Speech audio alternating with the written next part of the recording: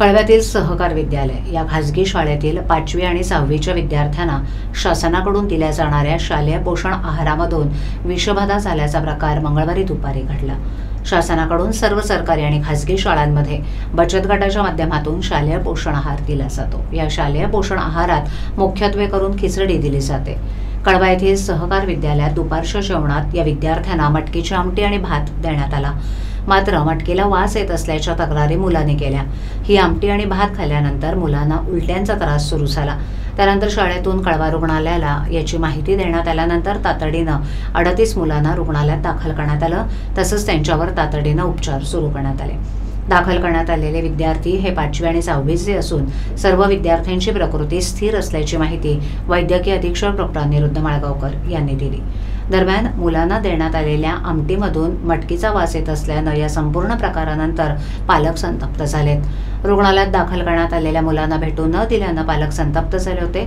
वॉर्डच्या बाहेरच सर्व पालकांना थांबवण्यात आल्यानं पालक वॉर्डमध्ये घुसण्याचा प्रयत्न करत होते। त्यामुळे सुरक्षारक्षक आणि पालकांमध्ये खटके उडाले। आम्हाला संध्याकाळी 5च्या दरम्यान सहकार विद्यालयातून फोन आला की शाळेतील मुलांना उलट्या, पोटदुखी आणि जुलाबाचा त्रास होतोय। त्यानंतर आम्ही रुग्णवाहिका पाठवून मुलांना कळवा रुग्णालयात आणून त्यांच्यावर 10 मिनिटात उपचार सुरू केले। सर्व मुलांची प्रकृती स्थिर असून त्यांना 24 तास निगराणीखाली ठेवण्यात येणार आहे, असं डॉक्टर अनिरुद्ध माळगावकर, वैद्यकीय अधीक्षक, कळवा रुग्णालय यांनी सांगितलं। म्हणजे आता लोक सध्या, कारण काय 38 मुलांना आयव्ही लावणं, प्रत्येकाची प्रकृती चेक करणं, ऍडमिशन्स करून घेणं, त्यांना प्रॉपरली ट्रीटमेंट सुरू करणं, ते लोक स्टेबल आहेत की नाही बघणं, एक तर मुलं घाबरलेली असतात, ते फिअर एलिव्हिएशन करणं। आणि आम्ही पिडियाट्रिकचं तर सगळ्या लोकांनी फटाफट काम केलेली आहे। त्याचबरोबर बायोकेमिस्ट्री, प्रिव्हेंटिव्ह मेडिसिन, बाकीच्याही डिपार्टमेंट्समधनं जी पॅराक्लिनिकल डिपार्टमेंट्स आहेत त्यातीलही डॉक्टर आम्ही रोपिंग करून नाही केलेलं आहे ट्रीटमेंट।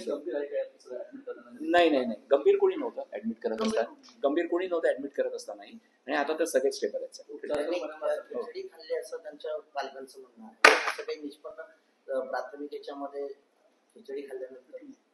सांगणं अजूनही आम्ही ट्रीटमेंटच करत आहोत। डिटेल्ड हिस्ट्री झालेली नाहीये, सगळी शाळेतलीच मुलं, त्याच्यामुळे एकत्रच अन्न काहीतरी गेलेल्याचा प्राथमिक अंदाज आहे।